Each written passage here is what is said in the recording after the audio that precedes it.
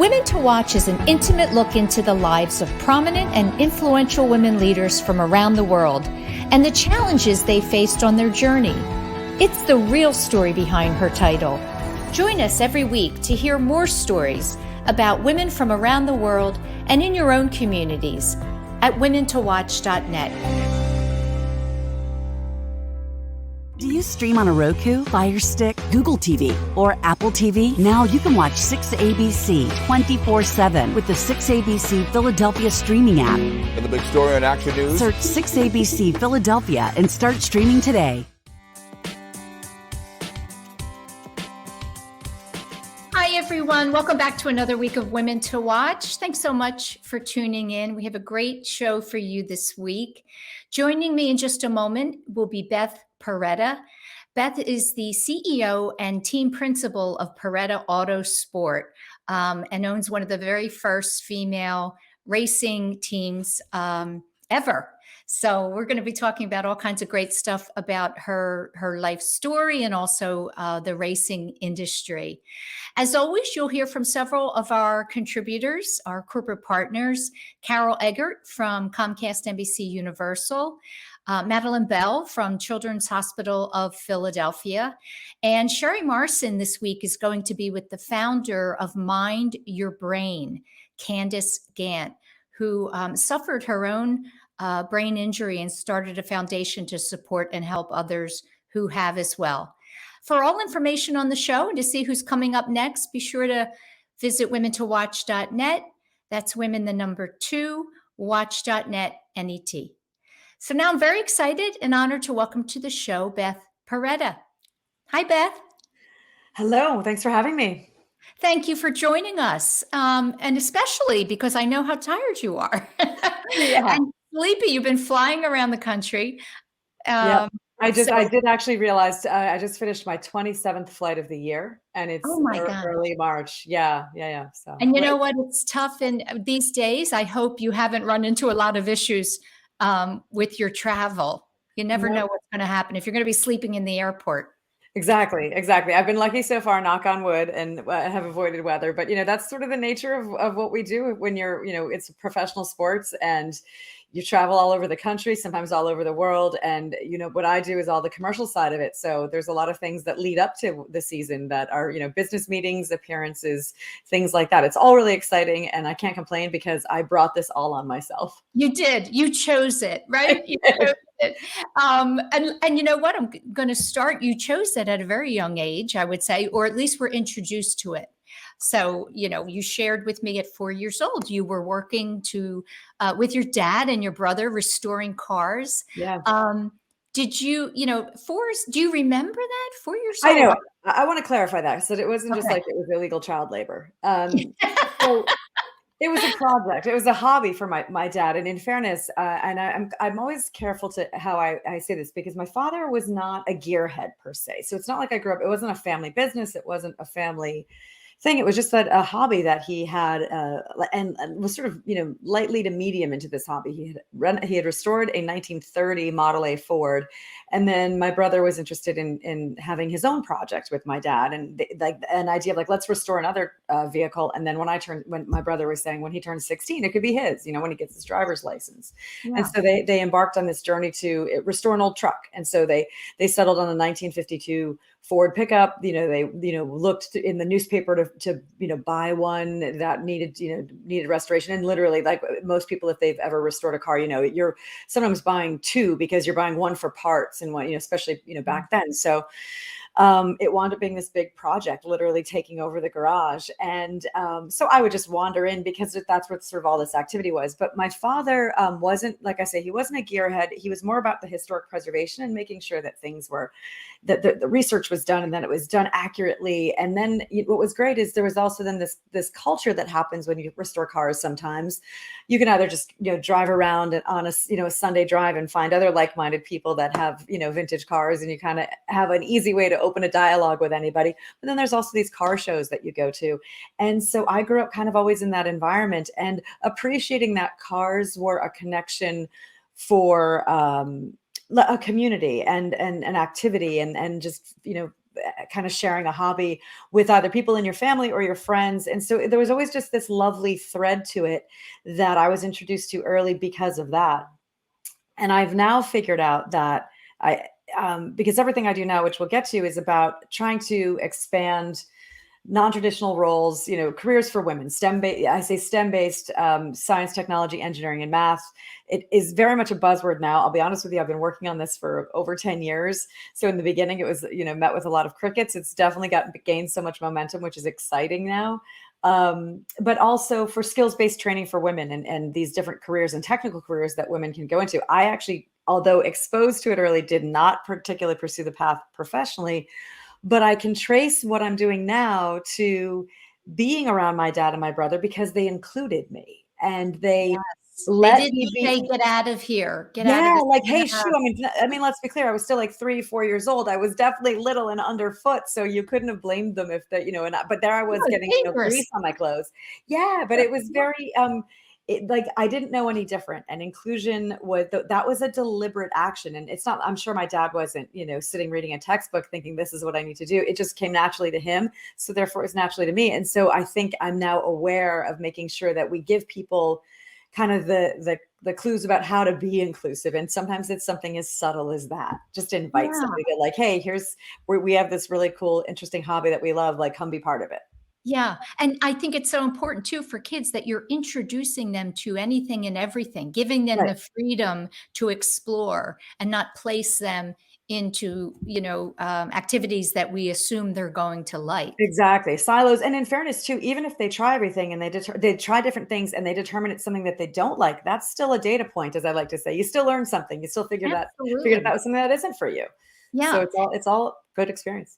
So I'm always curious when women, venture into these arenas where they are historically male dominated, you have to have some chutzpah, some courage, confidence to do that. So tell me about the conversations your parents were having with you when you were little about exploring anything and everything. Were they saying you can do anything and be anything as a young girl, or were you just observing, kind of what they were doing and learning from that?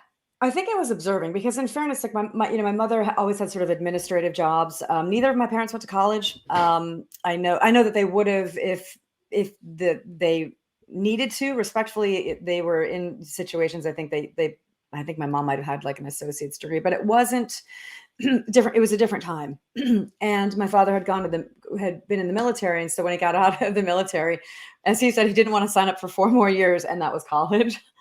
And I respect that because, again, it was a different time. And so, and you just kind of fell into, they got married young, were working and had my brother and me. But what was unique to my situation is my brother died. So he died when he was 17 and before that truck was finished. And so then it was just me. And as I say, I grew up as an only child. And I say that specifically that way because I'm not an only child. I grew up as one, but I wasn't born as one.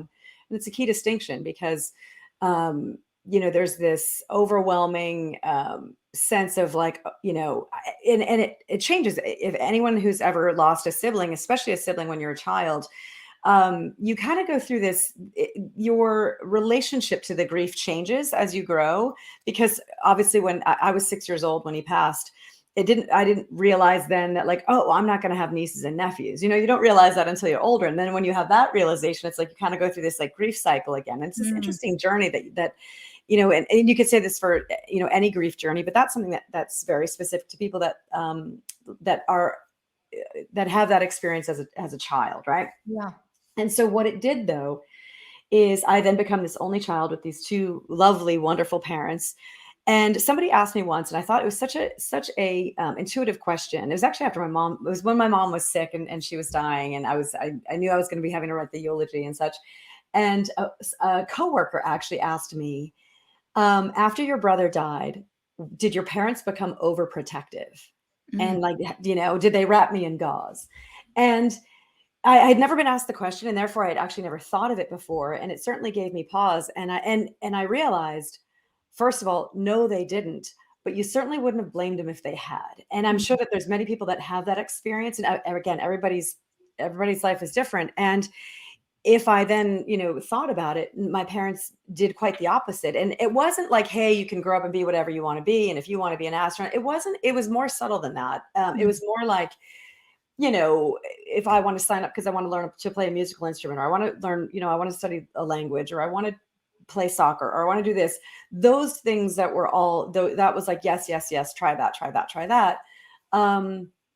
But it was more because it was like live every day of life to its fullest. And so it was a little bit more poignant. And again, did I know that in real time? No, but I look back and it's so obvious to me of what was happening. Yes. But again, fair play to them, because they could have very much sheltered me. And as I say, you really wouldn't have blamed them if they had.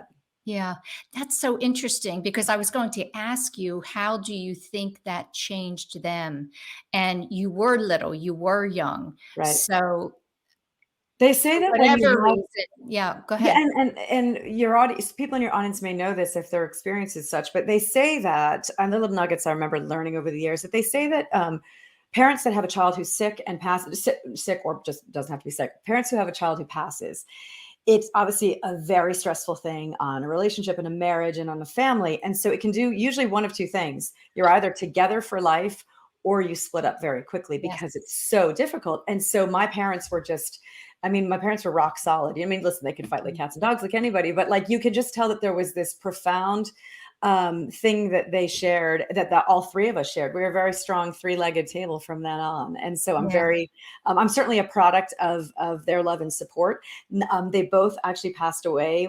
My mother passed away in 2012, my father in 2016. So they didn't actually see my race team as you see it now. Oh. And that's actually why I was hesitant to name the team after myself. The team is called Paretta Autosport, which is my last name. And I had a few different people that my business partner, that I was my team partner, I should say, who I was working with in year one to help, which is Roger Penske and Team Penske with their race team, is who I partnered with in our first year. And it was actually Roger Penske that kept encouraging me to call, his team is named after him. Most every other team in the paddock is named after the person who owns it, or the person who started it. And I had this hesitation because it just felt so like, and then finally I realized, no, it's a nod to how I got here. And so, and specifically too, because he kept wanting to call it my full name, like Beth Paretta Racing. That was even scarier, because That was too much for you. I don't want my name on the side of a truck. Are you kidding me? I don't want to see that. So that tells me you have modest. You have a little bit of modesty in you, for sure. My gosh, that'd be ridiculous. So if you actually look at the logo, it's a nod to my initials, but it's just my last name, because it's a nod to my parents and my brother, because this is for all of us. That's beautiful. That's so beautiful. And really, I think, when we talk a lot about resiliency on the show, because, some people come from trauma and it just, they fall apart, and others, it does something opposite. What do you think that difference is? What is it about people that allows them to embrace what has happened to them and continually look to better their lives, and others are not able to do that? Is it that, that word resilience we use? We do use it. And it's funny, I said earlier, I used the phrase live every day of life to its fullest. So what was sort of funny, and keep in mind that a lot of this, because this happened when I was so young, and anyone will tell you who's a trauma expert, a lot of my perspective was that of a 6-year-old and 7-year-old when all this like kind of trauma was happening. And it's funny, I wouldn't have ever used the word trauma in a lot of ways, because I was in such a loving home. And it was just something that happened. My brother had leukemia. And that was like, respectfully, that's like bad luck. It's terrible and it's grueling. He was sick for 5 years, but there was nothing, you could do. And you could be angry. And I remember that there was anger around it, which is natural. But then you realize that you kind of have to get through it. But it's funny, because my brother, it was the fall of his senior year of high school when he passed away. And so several months later, it's like, May of, the following, he died in September. So it was the following May. And I remember his class, like the school delivered his yearbook to our home posthumously. Right. And so we get his yearbook, and because he didn't live, he died before it came out, but it was his senior year. So we got the yearbook. And very sweetly, the class, of course, dedicated the yearbook to him. And I remember I still have the yearbook, but I remember as a kid, I would go through it all the time because you always want artifacts because things are, there's this loss. And so you want, like going through going through things in his room. And I looked revisiting, right? Revisiting those exactly. times. Yeah. And especially again, think of it as like, a child's perspective, right? And the first page of that yearbook is dedicated to him. And it says, live every day of life to the fullest. And I realize now that I used to see that, like I probably looked at that yearbook 3 times a week, and then once a week and then, once a month. I mean, it's still pretty frequently that I would go through it. And I realized like this was this thing that I kept seeing. And I think that honestly wound up being, and it's just like a phrase. It's like, I mean, thank goodness it was one of those hang in there little kittens. I don't know. It could have been anything that people say in those moments, but that was the phrase. And it kind of, I took it to heart. And the reality is we see these sort of little pithy phrases all the time, but there's something to be said for them too. Yeah. Isn't that amazing? Like you said, there are a lot of beautiful inspirational quotes out there. And it's not until it sinks into your bones. You can see something a million times and then all of a sudden one day it clicks. Right. Oh, and you practice it. You And don't. I had been doing it without realizing it. So I think it's almost like my light bulb was like retroactive light bulb. Yeah, which is fine. It's working. Right. So we're going to go into our first break. When we come back, I'm going to talk a little bit about what your aspirations were when you went off to college and majored in broadcasting and film. Okay. Stay with us for our watch team and we'll be right back. We are CHOP, and we can't wait to show you around. We're the nation's first children's hospital. Now, a care network with more than 50 locations that continues to expand. 3 state-of-the-art research buildings with 1.5 million square feet of space. We have grown from 12 beds 165 years ago to nearly 600 beds and one of the best children's hospitals in the world. We have a level 1 trauma center, 11 floors of patient units, more than 20 operating rooms, first of its kind delivery unit for babies with birth defects, a separate cardiac operative and catheterization suite, and places to learn, like our internationally recognized simulation center. We have trained generations of leaders in the field of pediatrics. We are world leaders in medicine, surgery, and science.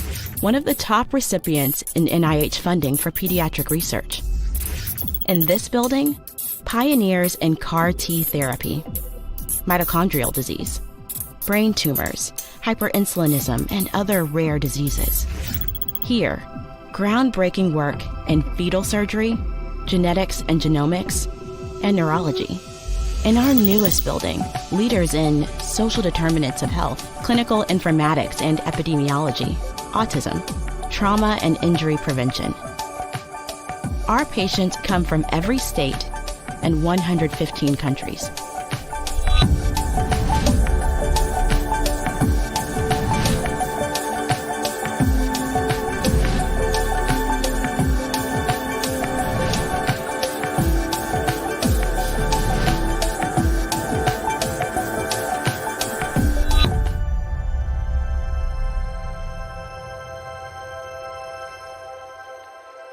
Meeting these challenges requires the best and the brightest. We are passionate about pediatrics. We are motivated to make a difference in the world and in our community. We are a team. We are CHOP.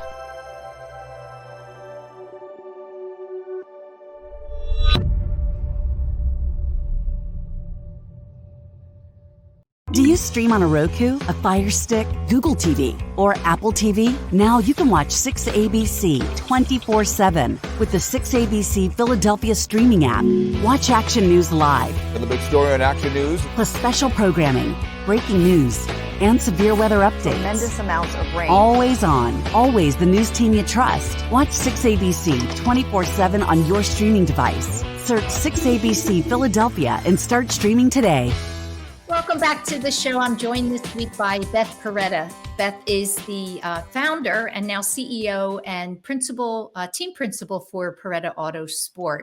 When I read that you went off to school to study broadcasting and film and got an MBA, of course, I wanted to know, what were your dreams then? What were you thinking? Well, no, Right. different dreams you had then. It was. And again, it's funny because people say,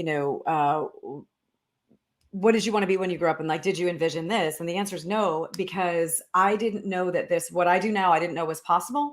And we always say that, women, if you see it, you can be it. And women need to see examples. And it's certainly very true, because I can trace that back to my own career. But the reason I wanted to study broadcasting and film, I actually have a minor in American history, is I wanted to make documentaries. I love documentaries. I still do. I'm an avid reader, voracious reader. I pretty much only read nonfiction.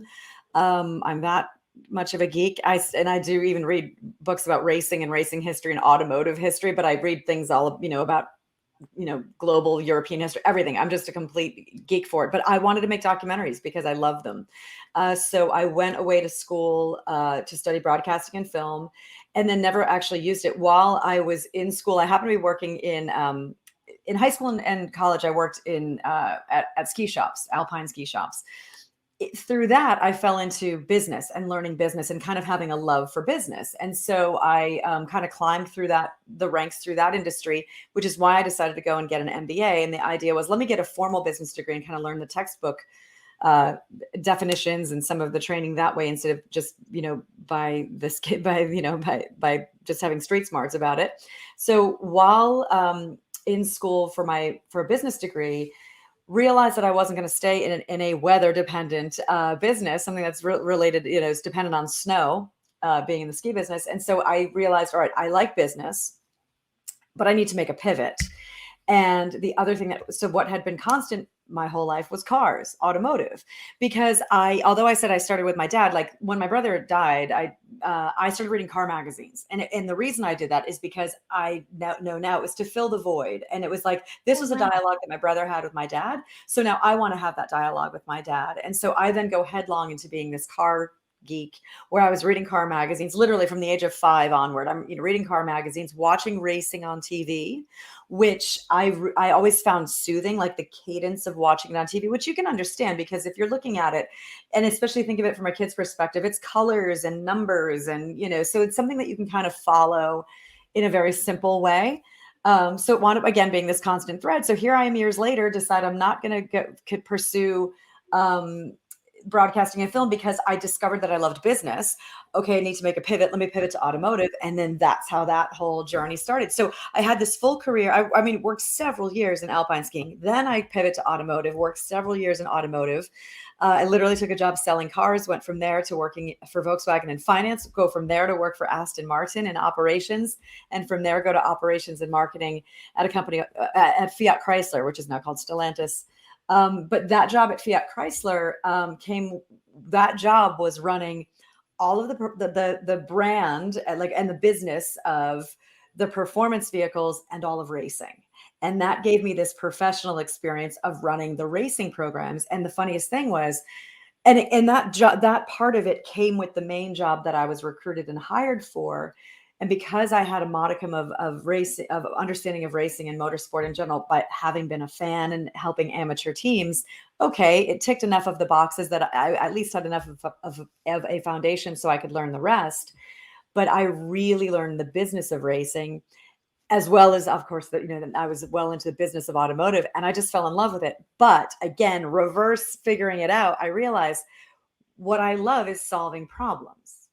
And the punchline is I should have been an engineer, because that's the way that I see a business problem. I want to solve it. I find a methodical approach.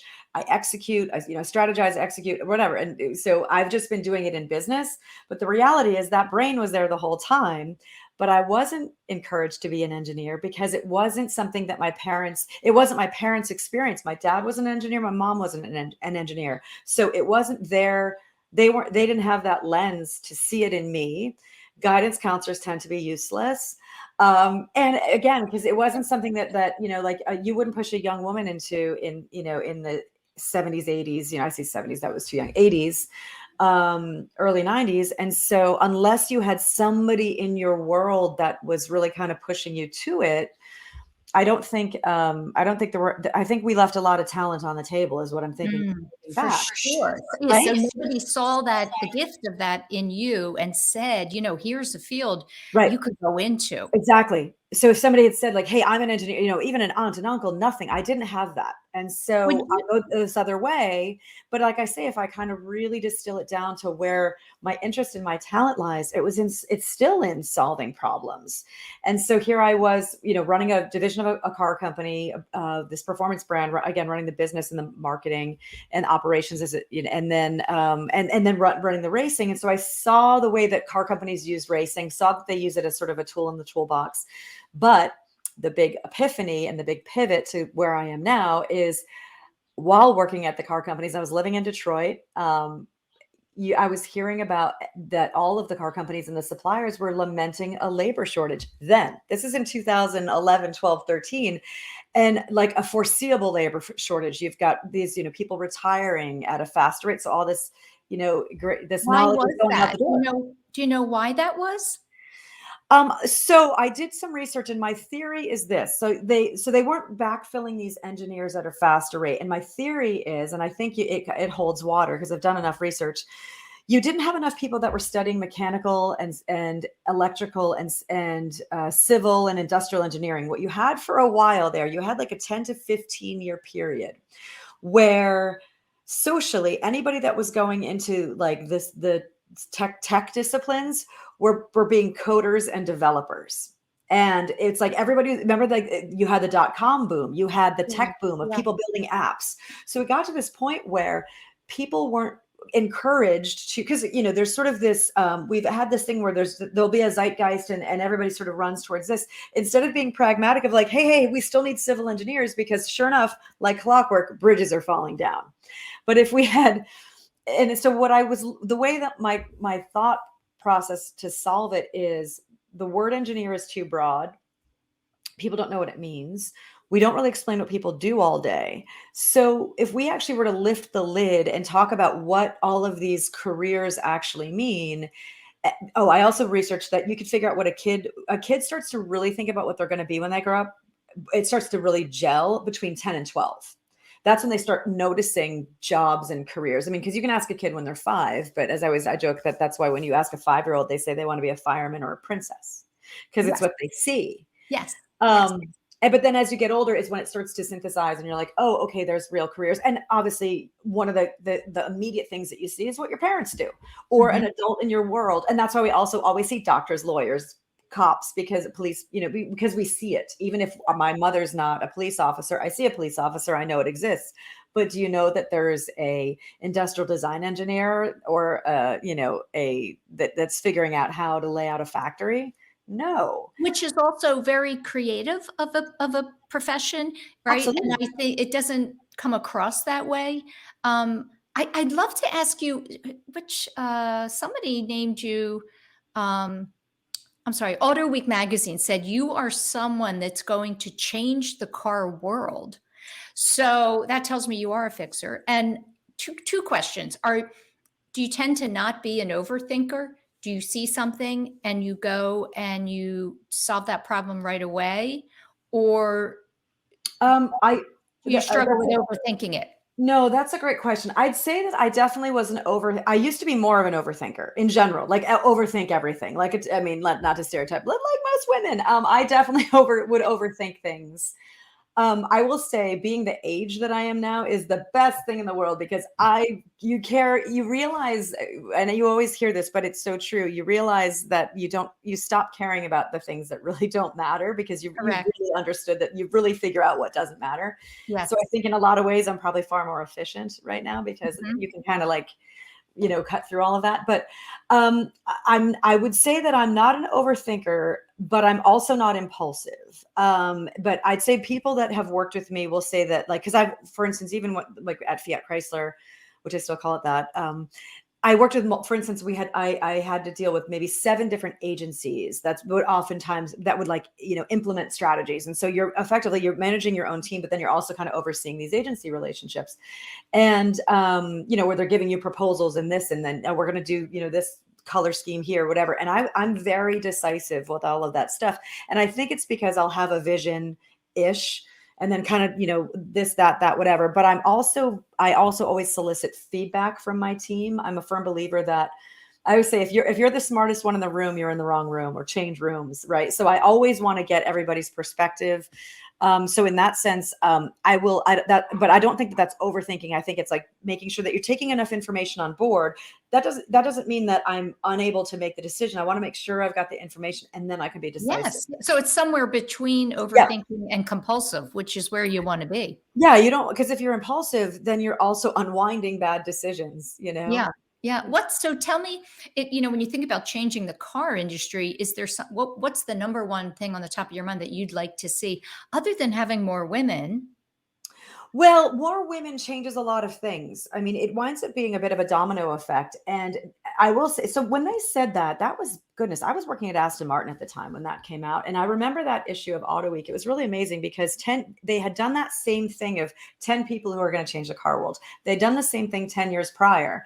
And for anybody who's a racing fan, I will tell you, if you might even remember, if you're, that the 10 years prior, who was on the cover was this young boy who, and there's his face, and he was, I think, 13 years old at the time.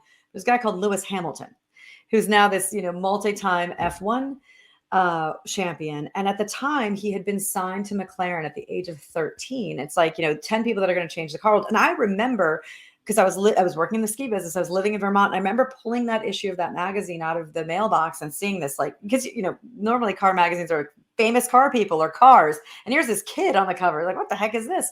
And this article profiled these 10 people. And I remember reading it. And fast forward to 10 years later, and I get this call like, hey, we're doing this issue that we did 10 years ago, and we're revisiting this, and we're doing 10 people that are going to change the car world, and you've been selected. And I remember being so just geeked out about that because I remembered that issue. But the funny thing is, I was at Aston Martin at the time. So everything that you've seen since hadn't happened yet. And there were some people that I don't know what they saw in me, because I wasn't talking with these big plans yet. I think there just was maybe some of these editors just knew that I thoroughly understood cars, loved them, was passionate about them, and was dedicated and was a hard worker. It was just that. You didn't have the team then. You're saying no. Wow. Aston Martin. I worked in operations at Aston Martin. And in fairness, I was the only woman globally that had that role. And then from there I went to Fiat Chrysler. And I was then the first woman to run I still to this day, I mean, I ran a performance division of a global automaker, and the performance division, right? So that's first, and still to this day, only women. There will be more of us, and then that came to running all the factory programs of racing. So I was the highest ranking, to this day, to run factory racing programs. And so that happened after Auto Week. But then it was that experience at Fiat Chrysler that gave me the tools to know how to do this, what I did now. And that's the idea of let's make a race team let's put together a professional race team of as many women as we can, not 100% women, because there aren't enough women to make a full pro team at that pro level. Mm-hmm. So it's co-ed, but in 2021, when we launched, my team was 70% women. We were in the 2021 Indy 500, which was our first race. And put in perspective, the Indy 500 Indy 500 started in 1911. So in 2021, the race was 110 years old. And there had never been a women's team. And to put it in perspective as well, another layer, women were not allowed into the garages until 1971. And the first, yes. 71. Wait, I was alive then. Wait. So here's the funny thing about that, right? So, and the first women that were allowed in were journalists, because they pushed to be allowed in because they're trying to cover the story. And so the first women allowed in 1971 were journalists. And the funny thing is, I know enough of the culture that, and that probably when that happened, there were people in the paddock that are probably still there today. They're like, oh man, here's a slippery slope. Like, you're letting the ladies in, like, what's next? Oh my God, what's going to happen?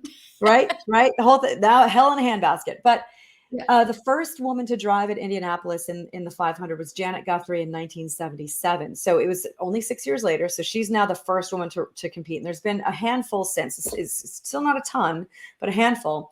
But to put it in perspective, our team, which is the first time ever, and there's been a few women there's been some women, there's some fabricators. There's been about 3 women who've gone over the wall, gearbox specialists. Over the wall means over the wall in the pit stops, right? But only one at a time. So one on this car, one on that car, and not even in the same era, like 10 years apart. So my idea was to have a team that was majority women, that we trained up to do this, to go over the wall, to be engineers, mechanics, crew, spotter, driver, team owner. My entire commercial staff is women, because I know that women are capable of doing it, because I know what the tasks are. And so my team of 30 people, 20 of them are women. And when we then qualified for the Indy 500 was the historic thing, because you have to qualify. You're not guaranteed to be in it. In the middle of the pandemic is when you. No, it was the year out. So I came up, I put it all together in the pandemic, but we ran in 2021. So there were fans in the stands. Okay. They did run it in 2020 with no fans. Yeah. But when we ran it, and I didn't think about this until actually a few months later, our team was 50 years after they allowed, it was 50 years after they let women in the paddock. Wow. It still was 50 more years. So this idea of like, oh, what's next? Right. Our team still took 50 years to get a majority women's team. Yeah.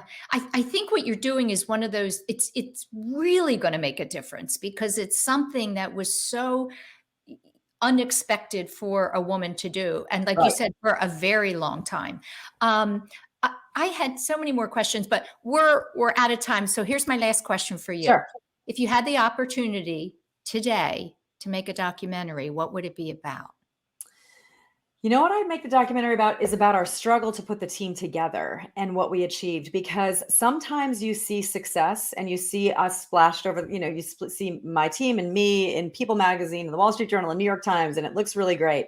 But if you saw the struggle that goes in, and I say struggle, I mean, people have struggles, but like the challenges of putting things together and how many doors are closed. And I think it would show people how difficult things are, but that if you kind of keep pushing and have a great, and, just don't give up, and you can get there. And I think that is kind of the more inspirational thing. And listen, the whole reason I'm doing this team, yes, do we need to have more women in racing? Sure.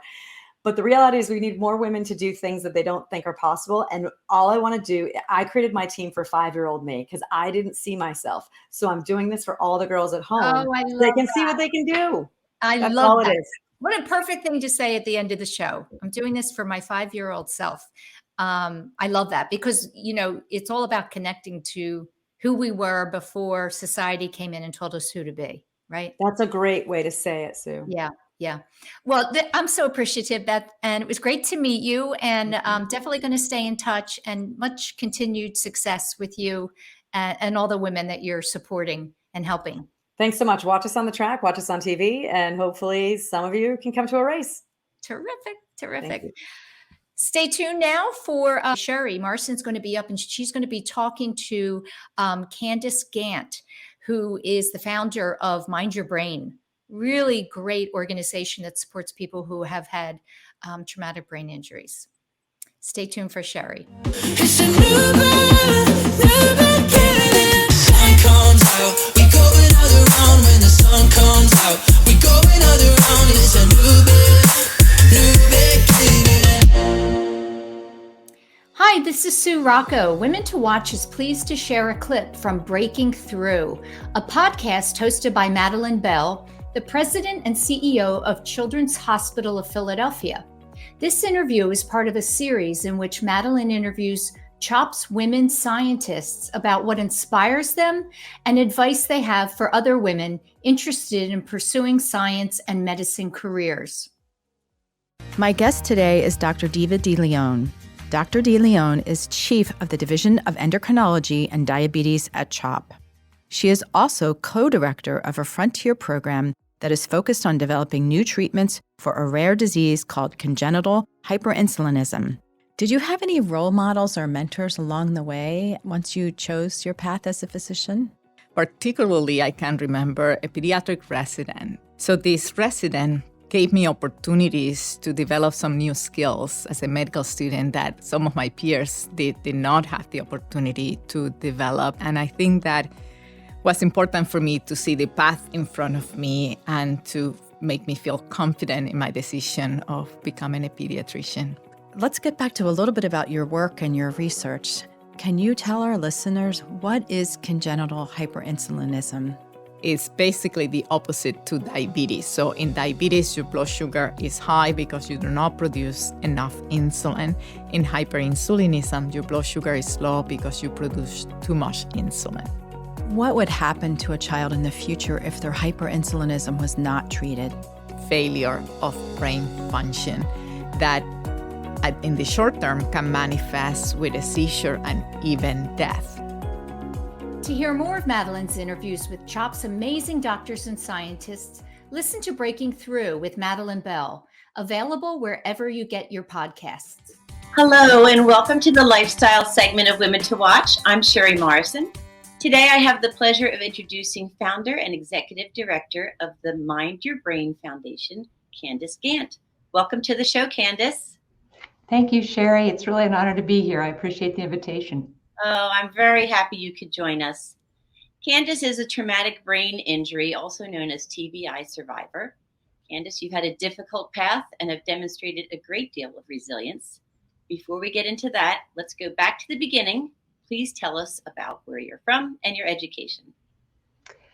Thanks, Sherry. So I'm from Akron, Ohio, better known as Barberton, Ohio, until I was about 13 years old, and then we were transported into New York and New York City and the surrounding areas with my dad's job change.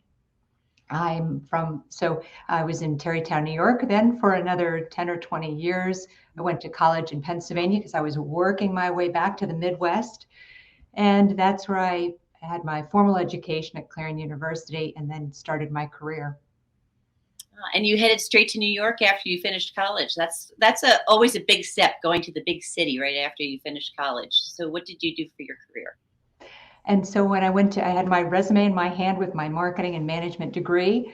And like everyone else, I was pounding the pavement looking for that wonderful job that paid lots, that had extraordinary pay and good benefits. And as it turned out, there was a big banner across the Hyatt that was just renovated. And they were looking for managers. And so I jumped at the chance. I walked in with all my confidence, and I was hired as a supervisor in the housekeeping department. It was my first job out of college, working for the Hyatt Hotel Company. And then I was promoted to a management position and then a front desk manager. And that started my trajectory. That's a tough word for me today. Going forward and launch my career. Oh, that's exciting. So how long did you end up with the hotel chain? So I was with Hyatt Hotels. I was asked to open hotels for them in exciting places like Greenville, South Carolina, Knoxville, Tennessee. I was in Miami and then to San Francisco. So I moved 4 times in 5 years because they were looking for someone who had the expertise that I was developing at the time. And so I was with Hyatt Hotels for 5 years. And then I had an opportunity to work for Ritz-Carlton Hotel Company. Oh, wow. And what did you do for them? So I started as an assistant manager. I started as a manager for housekeeping and also for the front office, and then all of the front office operations, security, bellman, doorman, and it's called a operations manager. And again, they're asked me to open hotels. So I went all around the world opening hotels in Barcelona, in the Pacific Rim, in Asia, Hong Kong, Australia, San Francisco. And then I was asked to head up a new operation for international. It's an international position that ran all of the reservations operations for the company. Wow. So I went back to Atlanta where I ended my 10 years with Ritz-Carlton in that position. Wow. That's quite a journey, and what a great way to see the world. And then you met Mr. Wonderful and moved to Pennsylvania and started a family. When your children were 4 and 10, you decided to get back into running, which is something you participated and really enjoyed in high school. What happened that changed your path? Yes, thanks. And that's true. That really was my, not formally, but I was always a runner. I could always beat my brother at running, and everyone in the neighborhood always wanted to be on the street football team because I could run so fast. And I translated that into my passion. I started a family with Mr. Wonderful, as you said. And I read an article in the local newspaper that talked about a woman who was 50 years old and she was a triathlete. She swam, bike, and ran. And I thought, I can do that. I can go jump in a pool, and I love my bike. And so I started on that journey. I had run a couple marathons, and I really enjoyed. I knew I was proficient at that, and I enjoyed it. And I started to swim, and I started to bike, and then I, of course, then wanted to compete, because that's, I think that's where my goals in life come from, is that I'm a competitor. I enjoy that environment, and I rise to it. And so I started to compete in half Ironman and marathons, ran Boston Marathon. And that's really what started that trajectory in my love of outdoor sports. Those are huge commitments to make, especially while you're raising your family. So apparently you were out one day for just a nice ride on your bike, and the world changed. World changed. On a dime. What happened? That was in 2005, July 21st. So it was a glorious day. I had just finished a half Ironman competition in Lake Placid, New York. And I had the wind blowing through my hair with my helmet on. And I was riding my bike with a dear friend of mine. We were on a country road in Chester County in Pennsylvania. And a car came up behind me. It's actually a construction vehicle with a trailer on the back that had a cement mixer. And it came up behind me, and as it went over a 2-lane road, there was a car coming up the other direction. He pulled into my lane and clipped my bike. And at that time, I was, as timing would have it, I was at a telephone pole. So I was launched into that telephone pole at 30 miles an hour, and then onto a stockade fence, and then onto the asphalt. And that was the change that was the moment in history that changed everything after. Wow. Wow. So I was airlifted to Penn Medicine, where I was diagnosed immediately because I was flailing and not speaking, that I had a traumatic brain injury. Wow. So how long did it take you to go through your treatments and start to, because you had more than a brain injury. You said the bones were broken in your face. You weren't able to walk. I mean, you had a lot of challenges to face. Yes, that was, and it's a long journey, I will say, for anyone that's watching this that's a traumatic brain injury or a concussion, even a mild traumatic brain injury, have some deficits that mirror each other. They're very similar in the reaction the brain has to trauma. So when I was airlifted to Penn Medicine, in order to facilitate the swelling of my brain, they did what's considered a craniotomy. They removed my skull plate and allowed my brain to expand. And that launched me into a coma if I wasn't there already. And so I spent 2 weeks in a coma, and then a step down unit, and then on to rehabilitation. Wow. That's the long journey that I was on to walk and talk again. Yeah. So then in 2015, which was 10 years after medical treatment, you had completed the acute and rehabilitative stages of care for a TBI, but you knew you were still not 100% or the person you were before the injuries. You were overwhelmed by the battles that you faced, which most people didn't even realize you struggled with or were even a thing. You spoke with your neurologist, Dr. Grady, and asked him, where do you go from here? Where can you get help? And this is how the Mind Your Brain Foundation was founded. At Dr. Grady's suggestion and with his guidance, you created a formal network of services for survivors who already passed the acute and rehab stages of care and created a new level of rehabilitation options for a lifetime of improvement. That's so true, Sherry, that there was a dearth, there was a gap. We often call it falling off a cliff when you actually are discharged from rehabilitation center and you're considered high functioning, which you're very proud of. You have executive function, you feel pretty good about yourself. Maybe I'm smarter now than I was when I went in. But the reality of it is that it's really a low bar that I could tie my shoes, but I wasn't able to take care of my family. I was overwhelmed with decisions. There's cognitive challenges I have, and behavioral challenges, still had physical challenges, crushed on my facial bones, my shoulder.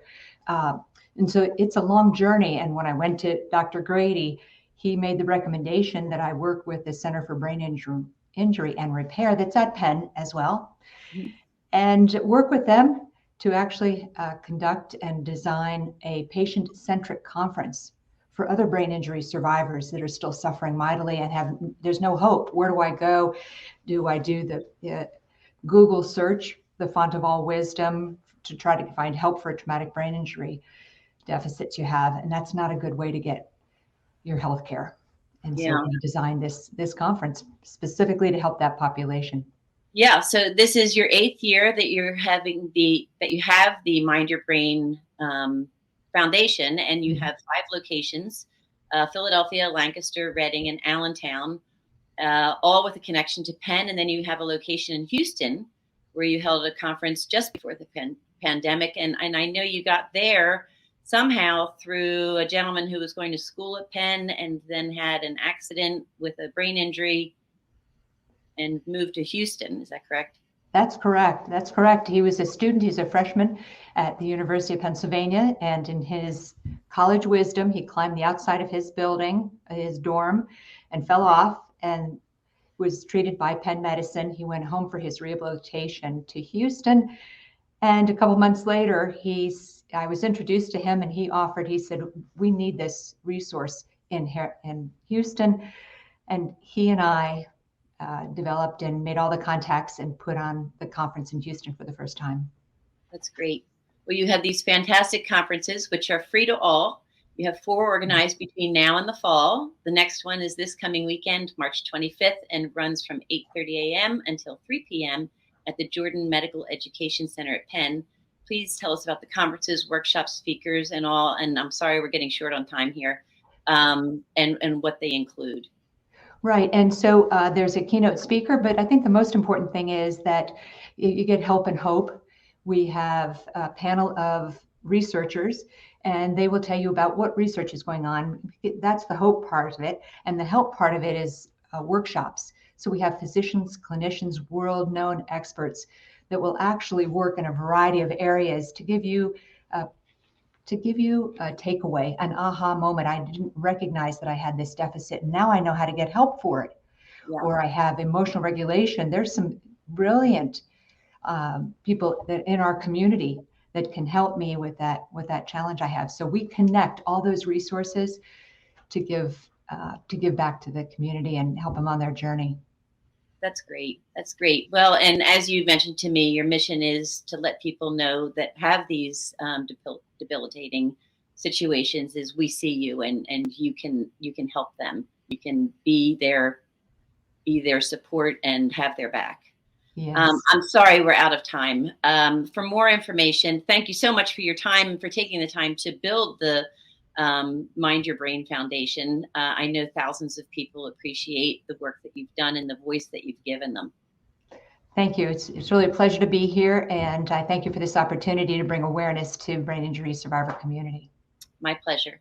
For more information about the Mind Your Brain Foundation, or if you're interested in learning more about or attending the conference in Philadelphia on Saturday, March 25th, other upcoming conferences, which I mentioned, are free, or if you would like to make a monetary donation to help advance awareness, research, treatment, and education to improve the quality of life for all people affected by brain injury, and to continue these free conference options, go to www.mindyourbrainfoundation.org. Thank you again. Sue will be right back to close out the show. Ladies, keep living your dreams. Action News, celebrating 50 years with AccuWeather. Over the last 5 decades, our winters have been getting warmer due to climate change. In Philadelphia, our average winter temperature is up 5 degrees. And we're breaking more record highs than lows. Thanks for always trusting us to keep you informed. 50 Years of AccuWeather is sponsored by Independence Blue Cross. Choose coverage you can count on with the region's strongest network. From Philadelphia to the Lehigh Valley and everywhere in between. For 150 years, Penn Community Bank has been a part of your neighborhood. Helping businesses start, supporting families as they grow, and staying connected to the people and places that make this region special. It's who we are and where we're from. Penn Community Bank. Here we are, and here we grow. Go to get your game on. Go for the beers. Go for the cheers. Go for the hit and the hits. Go for the stakes and the stakes. Go to get your parlay on. Go to get your party on. Go for the scene. Go for the screens. Go for the gallery. Go for the win. Go to Ocean. Visit theoceanac.com to plan your visit. There's a moment every hour, every day, every week. These moments shape our world. They add color, perspective, and sometimes pain. Moments are meant to be shared by friends, family, people you trust. At Action News, we cherish every moment, and it's our profound responsibility to bring you closer to your world. Never miss a moment. Trust the people at Action News. Do you stream on a Roku, a Fire Stick, Google TV, or Apple TV? Now you can watch 6ABC 24/7 with the 6ABC Philadelphia streaming app. Watch Action News live. And the big story on Action News. Plus special programming, breaking news, and severe weather updates. Tremendous amounts of rain. Always on. Always the news team you trust. Watch 6ABC 24/7 on your streaming device. Search 6ABC Philadelphia and start streaming today. Thanks so much, everyone, for tuning into this week's show. And stay tuned for my interview next week with Edvish Robinson. She is a senior vice president at T-Mobile. She's also an incredible motivational speaker, particularly for women. Thank you, as always, to Kateri, our producer, and all of our corporate partners and Watch team members. And I hope you have a great week. Now, the Women to Watch, Military Watch. Those of you who caught even a portion of last week's State of the Union address may be wondering who those military representatives in uniform in the first row are, and why do they sit there without any expression. Hi, I'm Carol Eggert, Senior Vice President of Military Affairs at Comcast NBC Universal. Well, actually, the lack of response by the Joint Chiefs is one of the cornerstones of our American democracy. The chairman of the Joint Chiefs, General Mark Milley, is the senior-ranking member of the Armed Forces, and as such is the principal advisor to the President and reports to both the President and the Secretary of Defense. You will have noticed the other members of the Joint Chiefs of Staff in attendance, and they represent the Army, Marines, Navy, Air Force, National Guard Bureau, and Space Operations. Now, the big question, why do they just sit there? One cornerstone of our democracy is civilian control of the military, as outlined in the Constitution. This ensures that the power to take military action remains in the hands of civilian leadership. This relationship requires a non-partisan military. The widely held view is that a military that is non-partisan is able to serve the sovereign American people, regardless of party, and to defend all Americans, regardless of their affiliation. This, in turn, protects and enables the process of American democracy to occur without fear of military intervention to shape or mandate a particular political outcome. Its nonpartisan culture is arguably one of the reasons that the U.S. military is one of the most trusted institutions in the eyes of the American public. Now, during the State of the Union speech, you will note that the chiefs do not even applaud, rise, or even change their facial expressions. But there is one exception to this, and that is when the U.S. military and the mission of the troops is recognized. So, now you know. There's a moment every hour, every day, every week. These moments shape our world. They add color, perspective, and sometimes pain. Moments are meant to be shared by friends, family, people you trust. At Action News, we cherish every moment, and it's our profound responsibility to bring you closer to your world. Never miss a moment. Trust the people at Action News.